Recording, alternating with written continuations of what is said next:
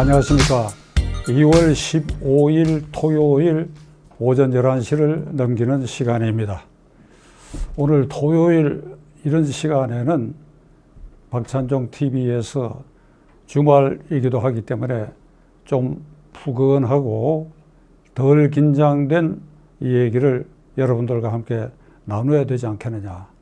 그래서 그런 소재를 찾기 위해서 좀 고심을 하면서 이 스튜디오에 방금 이르렀습니다.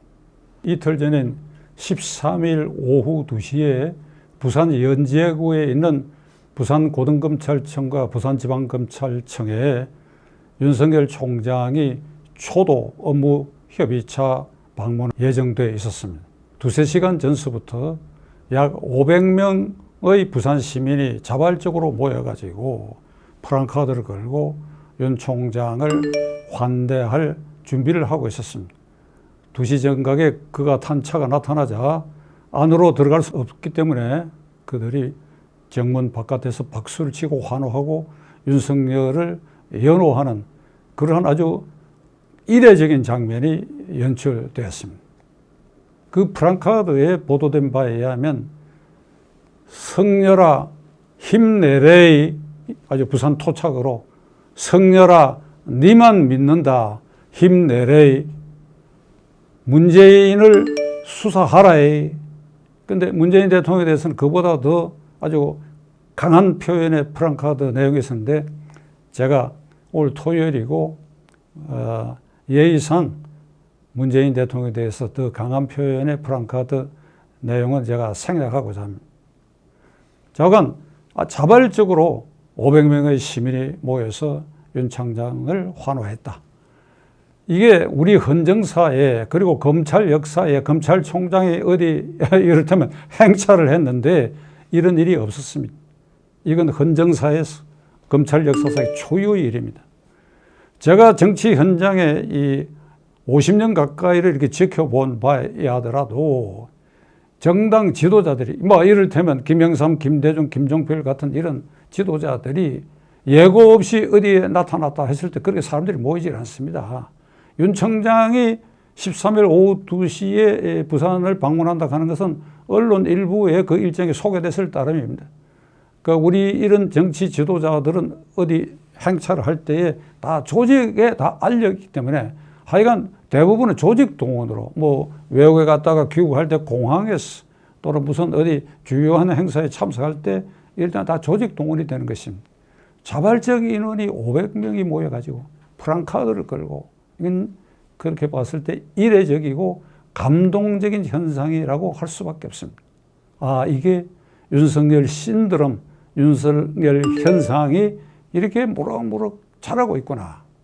오늘 아침에도 제가 이 스튜디오가 이 대검찰청과 중앙검찰청 삼각지점의 고리에 있는데 대검찰청 정문을 통과해서 제가 여기 왔습니다. 지금 대검찰청 정문 이쪽에는 화환이 계속 수십 개가 널려 있어요. 프랑카드도 걸려 있습니다. 전부 윤 총장을 부산에서처럼 격려하는 문구가 들어가 있는 것입니다. 서울은 그러한데 자간 부산에서는 실제로 현장에 그런 인원이 동원이 됐다. 감동적인 일이라고 하지 않을 수가 없습니다. 부산은 제 고향이고 거기서 정치 초년병 시절을 보냈기 때문에 그 지역의 윤 총장 동정에 대해서 특별히 관심을 갖는 것은 아닙니다. 언론 보도를 통해서 알게 됐고 이 부산이라고 하는 그 상징성, 부산 민심의 향배가 우리 헌정사의 고비고비 굴곡점에서 주요한 기폭제를 한 지점이고 부산 시민이었다 하는 것을 우리는 한번 상기할 필요가 있습니다. 멀리는 3.15 부정선거, 그래야 4.19로 이어지는 그 과정에서 부마 항쟁이 일어났습니다. 부산사적 격렬한 자유당 정권 반대하는 데모가 일어났죠. 그건 결국 4.19로 연결되는 그 온상이 부산 마산 지역이었습니다. 그 다음에 11.6 사태. 11.6 사태는 그 직전에 김영삼 총재를 국회의원에서 제명했을 때 거기서 부산에서 폭동이 일어났습니다. 그건 결국 11.6으로 이어지고 말았습니다. 그리고 지금으로부터 딱 35년 전인 85년 2월 12일 전두환 정권의 기세가 등등 할 때의 그 총선거에서 부산의 6개 선거구에서 절반의 3개 선거구에 전두환 총재의 민정당 후보를 낙선시켰습니다. 전국적으로는 5군데에서 낙선시켰는데 부산에서만 3군데 낙선시켰습니다. 저는 그때 부산 제1선거구 영도, 중구, 동구에 나서서 민정당 후보를 낙선시키는데 뭐 일조를 한 셈인데 그 선거에 부산 민심이 어떻게 폭발을 했는지 이건 아주 드라마 같은 얘기인데 다음 기회에는 자세히 말씀드리기로 하고 하여간 부산은 이런 곳입니다. 고비고비에 폭발하는 곳입니다.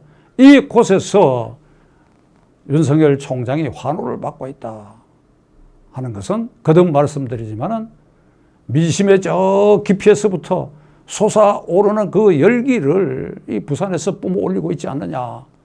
저는 그런 생각을 금할 수가 없습니다. 윤석열 검찰총장 이전의 검찰총장처럼 그냥 2년 임기를 조용히 치르고 말 수도 있는 상황인데 그럼 누가 윤석열 총장을 이렇게 민심의 그 깊은 바다에서부터 떠올려가지고 이렇게 폭발시키고 있느냐. 누가 이렇게 하고 있느냐. 어떤 세력이 이렇게 하고 있냐. 그게 명백하지요. 문재인 대통령 그리고 문재인 정권의 실세들 그리고 추미애 법무장관 그리고 최강욱 공직기강 비서관 이런 사람들 이런 세력권에서 이런 사람들이 윤석열을 옥죄고 구박하고 검찰을 해체하려고 들고 이런 과정을 통해서 피해자의 모습으로 쥐어 박히면서도 꿋꿋이 그 주어진 소임을 다하기 위해서 아주 무소의 뿔처럼 꿋꿋이 나가는 이런 모습이 민심을 자극하고 그걸 민심에서 부추기는 것입니다. 최광욱 비서관은 여기에 일조를 하고 있는 이유가 여러분 잘 아시지요. 그가 조국 사태와 관련해서 그 아들의 허위 인턴 증명서를 발부한 것과 관련해서 업무방해로 기소가 되니까 공개적으로 이런 말을 했습니다. 어디 두고 보자 너희들. 7월에 공수처가 업무를 시작하면 윤석열 그리고 나를 기소한 검사 공수처의 수사 1호로 너희들을 잡아야겠다. 이렇게 말했습니다. 이 말이 비수처럼 잠자고 있던 민심에 이걸 자극을 했다고 하는 거 대통령과 최광욱 비서관이 이걸 깨닫고 있는지 모르겠습니다. 추미애 장관은 1월 2일에 부임하고 나서 1년의 여러의 행태, 인사로 윤 총장을 옥죄고 그 다음에 울산 부정선거 사건 공소장 공개를 거부하고 그리고 수사와 기소를 분리하는 제도 이런 걸 뭐 발표를 하고 이렇게 해서 꾸준히 검찰을 옥죄고 윤석열 총장을 공격하는 그것이 결국은 오늘 이 민심 폭발에 아주 그 기름에 불 붙이는 역할을 하고 있다는 것을 추미애 장관은 깨닫고 있습니까? 오는 21일 날은 전국 검사장 회의를 뭐 17년 만인가 법무부 장관이 이렇게 소집한다는데 거기에서 인원할 게 수사와 기소 분리에 대해서 검사장들의 의견을 취합해가지고 자기가 원하는 방향으로 아마 유도하기 위해서 그 회의를 소집한 것 같은데 두고 보십시오. 추 장관 두고 보십시오.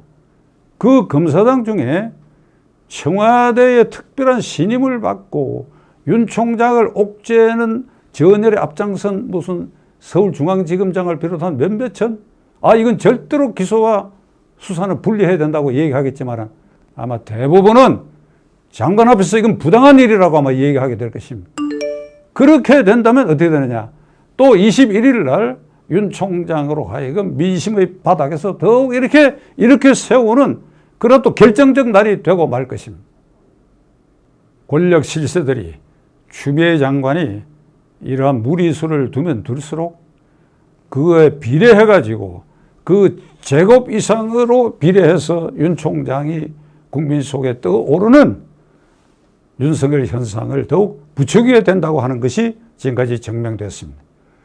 민주당 그저께 최고위원회의에서 바로 부산검찰청이 소재하고 있는 연제구 출신 김혜영 의원 40대 초반의 김혜영 의원 민주당 그리고 그는 지금 최고위원이죠. 그 김혜영 의원이 비록 여당이지만은 또 이 공천을 앞둔 이런 시기에 이 말을 하는 것이 어떤 불이익을 초래할 거라는 것도 각오하고 공개적으로 이 얘기를 했습니다.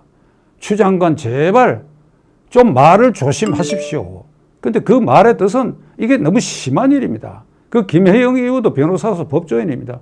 추 장관 하는 일이 얼마나 상식과 헌법에 위반된다고 하는 것을 그 자신이 잘 알고 있었기 때문에 이런 발언을 했다고 생각합니다. 오죽하면 여권 내부의 최고위원, 젊은 최고위원의 그 의기로 추 장관을 나무라는 말까지 하기에 이르렀습니까? 그러니까 이런 현상이 전부 윤석열 현상을 도두는데 이게 조연제 역할을 하고 있다는 것을 문재인 대통령 깨닫고 계십니까? 윤석열 현상, 윤석열 신드롬이 이런 식으로 확대되어 간다고 한다면 이번 선거는 종로에서 황교안 후보와 문재인 대통령의 대결이라고 제가 얘기를 했습니다. 그러나 전국 선거를 큰 관점에서 본다면 4.15 총선거는 어이없게도 문재인 대통령 입장에서 그리고 정권 실세들의 입장에서 어이없게도 윤석열 총장과 문재인 대통령의 대결이라고 하는 이것으로 변칙적으로 발전해 갈 가능성이 굉장히 높아졌습니다. 따라서 윤석열 총장을 지지하는 사람들은 어디다 표를 찍겠습니까? 문재인 쪽에 찍을 수가 없지요. 그럼 민주당 찍을 수가 없지요. 그럼 민주당 반대되는 야권 세력에 표를 던지게 될 것입니다. 문재인 대통령 이 현상을 그대는 감당할 수 있겠습니까?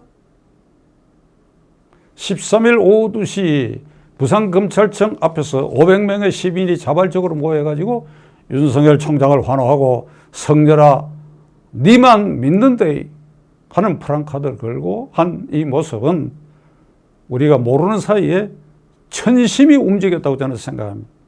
이 천심이 나는 윤석열 총장을 보호하라고 생각합니다. 천심이 윤석열 총장을 보호해 주실 것을 간절히 기원해 마지 않습니다.